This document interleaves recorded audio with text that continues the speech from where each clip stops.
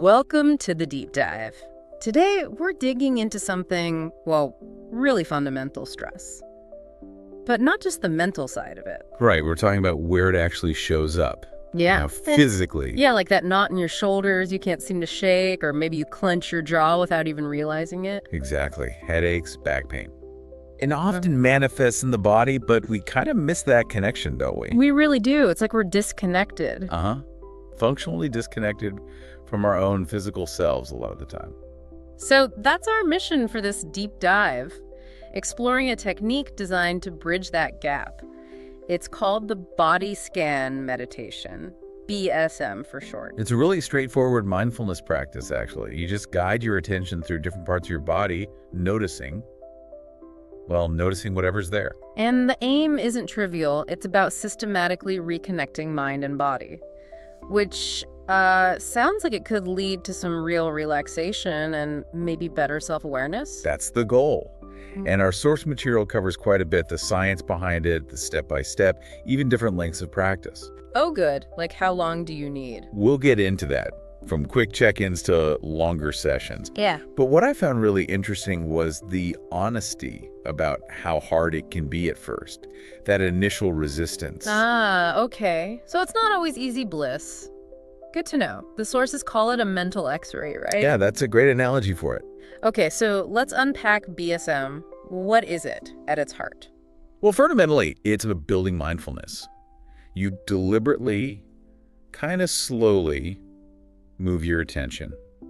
Maybe you start at your toes, move up, or the other way around, head down. But okay, if someone's stressed and busy, why this? Why not just, I don't know, go for a run, get the energy out?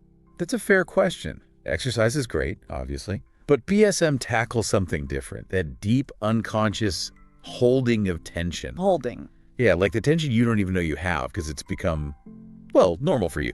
The mental x-ray idea comes in here. It's like it scans and lights up those spots. Spots you've maybe been ignoring for ages. Months, years sometimes. BSM kind of forces a gentle inspection. So it's not just about chilling out on the sofa then. If the immediate goal isn't feeling totally relaxed, what is it? The number one goal is awareness. Simple awareness. You're building the capacity to notice sensations in your body. Sensations and maybe emotions linked to them. Exactly. Sensations, emotions, even thoughts that pop up because of the sensation. It's about seeing the whole picture. Because you can't manage what you don't even know is happening. Precisely. You can't regulate what you don't acknowledge first. Awareness is step one. Okay, so when we do tune in, what are we looking for? Some people might just think, I feel nothing, or maybe just, ouch, that hurts. And both of those are valid. Neutral or nothing is still a sensation to notice. But yeah, the sources list a whole range of possibilities. Like what? Oh, things like tingling, maybe warmth or coolness. Yeah. A buzzing feeling, pulsing. Itching, pressure. Yep.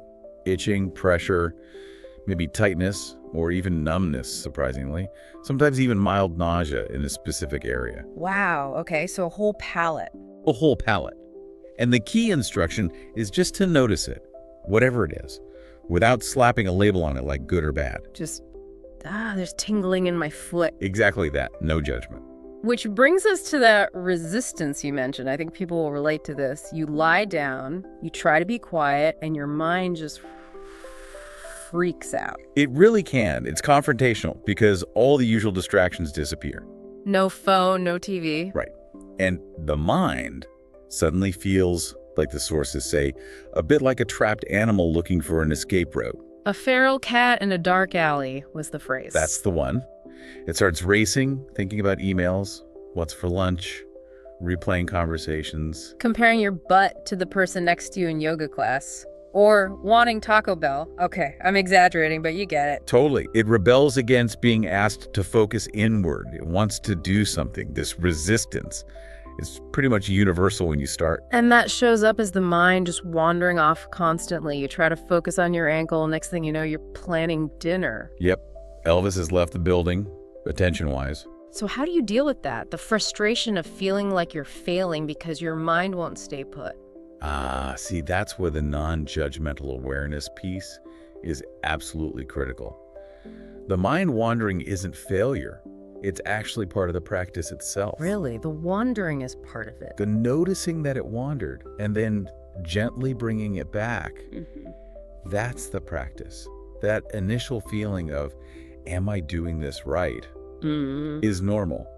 The big shift comes when you learn you can stay present. Even when it's uncomfortable, like if you have an itch or a cramp. Especially then.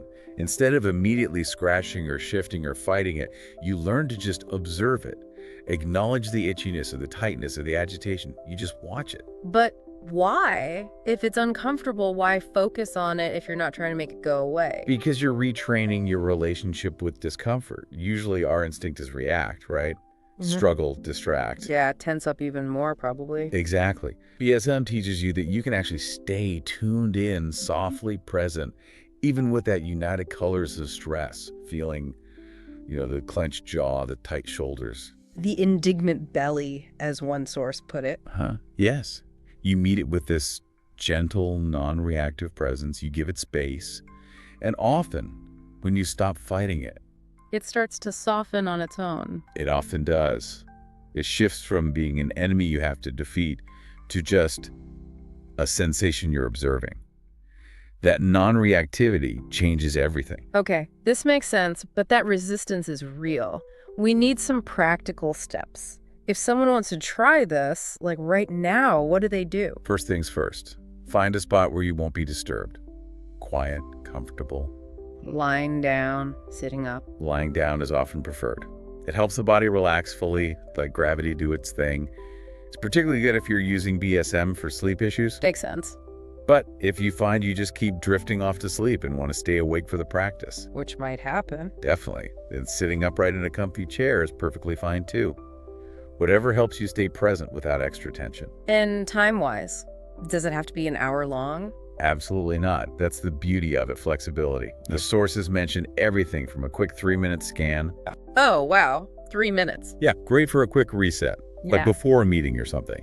Then you have the longer, more formal practices, maybe 30, 40 minutes, like in MBSR programs. MBSR. Mindfulness-based stress reduction. BSM is a core part of that. Gotcha. But for just starting out. The research suggests that even 5 or 10, maybe 15 minutes, done consistently, say, 3 to 6 days a week, is enough to start seeing real benefits. Consistency over duration. That's the key takeaway. A little bit regularly is better than one long session once in a blue moon. Okay, so let's say I've got 15 minutes. I'm lying down comfortably. What now? What are the actual steps? But you'd start by grounding yourself. A few deep, slow breaths, really feeling your belly rise and fall. Just for a minute or so, it anchors you. Okay. Belly breaths. Check. Then you pick a starting point. Let's say your left foot. You bring your awareness there. Think about my left foot.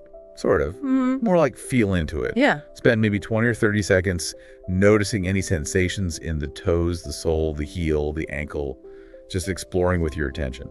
And then slowly move up the body from there. Exactly. Move up to the calf, notice sensations there, Yeah. then the knee, the thigh. Take your time with each part. Then switch to the right leg, do the same. And then the torso, arms. Yep. Lower back, abdomen, often areas holding tension. Chest, fingers, hands, arms. Then up to the neck and head. Paying attention to the usual suspects. Jaw, eyes, forehead. Definitely give those areas some focus. But the main instruction always is just investigate whatever you find non-reactively. Yeah. If your jaw feels clamped shut. Just notice, clamp jaw. Precisely. No need to force it to relax instantly. Just notice. Okay, but what about when my mind does wander off? Which, let's be real, is gonna happen a lot. It's absolutely guaranteed you'll suddenly realize you're thinking about your grocery list, not your knee. So what then? If it's bad, start over. No. This is actually where the real practice happens. The sources point to some cool neuroscience here. Oh. Tell me more. The practice isn't about preventing the mind from wandering. It's about the moment you notice it has wandered. That moment of realization. Yes. And then the key is how you respond. Gently, kindly, without criticizing yourself, you just guide your focus back to wherever you were in the body scan. Gently guide it back. Okay, why is that gentle return so important? What's happening in the brain? Well, when you notice the drift, you're actually engaging specific awareness circuits in the brain. And every single time you gently redirect your attention back. You're strengthening those circuits. Exactly. It's like doing reps in the gym, but for your attention muscle. You're literally building new neural pathways. You're training your brain, not forcing it. Wow. So the wandering and returning is the workout. That's a great way to put it. That consistent, compassionate redirecting is what builds resilience to distraction and discomfort, not just in meditation, but in life. Okay, one more practical thing. What if you hit a real knot of tension, like a super tight shoulder? Can you do anything actively? You can. While the main vibe is observation, you can gently direct your breath towards that tight spot. How does that work? You can sort of visualize breathing into the knot on the inhale, maybe imagining space or softness entering the area. And on the exhale, visualizing the tension softening, melting, maybe leaving the body. So using the breath intentionally there. Yeah, it's a gentle way to work with it. Yeah. Without getting into a mental wrestling match against the tightness, it's still gentle awareness, just with a bit of directed breath. Okay, it all sounds really beneficial for focus and mental stamina. But what about the hard science? Are there actual measurable physical benefits? Oh yeah, the evidence is pretty solid now. Regular body scanning is strongly linked to stress reduction. And that's not just feeling calmer. It affects physiology. Big time. Less stress means less inflammation throughout the body, which is huge for overall health. It helps with anxiety, insomnia. Studies have even shown lower levels of cortisol, the main stress hormone, after people went through an 8-week mindfulness program featuring BSM. Lower cortisol. That's significant. So it's directly calming the body's stress response system. Exactly. Reducing that chronic wear and tear. And another big benefit is what you might call mind-body synchronization, or just grounding. Grounding, like getting out of your head. Pretty much. Yeah. It pulls your attention away from endlessly chewing on past problems or worrying about the future, that rumination trap. And brings you right here, right now. Anchors you firmly in the present moment through your physical sensations. And being anchored like that helps you notice your actual needs much earlier. Like realizing you're tired before you're totally exhausted, or hungry before you're ravenous. Exactly. Or noticing that tension building in your shoulders before it becomes a full-blown headache. Early detection. Okay, but what about people dealing with chronic pain? The idea of paying more attention to pain sounds, frankly, awful. It does sound counterintuitive, doesn't it? But here's the key distinction. BSM fundamentally changes your relationship to the pain. How so? John Kabat-Zinn, who pioneered MBSR, specifically uses BSM for chronic pain.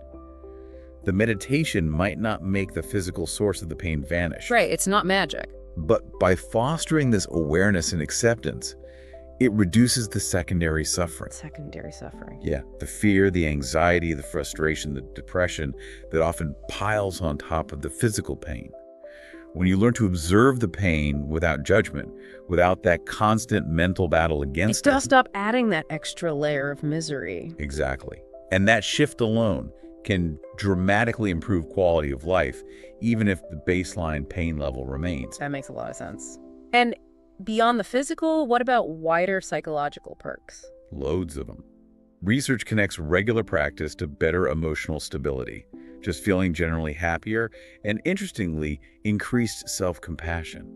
Self-compassion from scanning your toes. It sounds funny, but yes.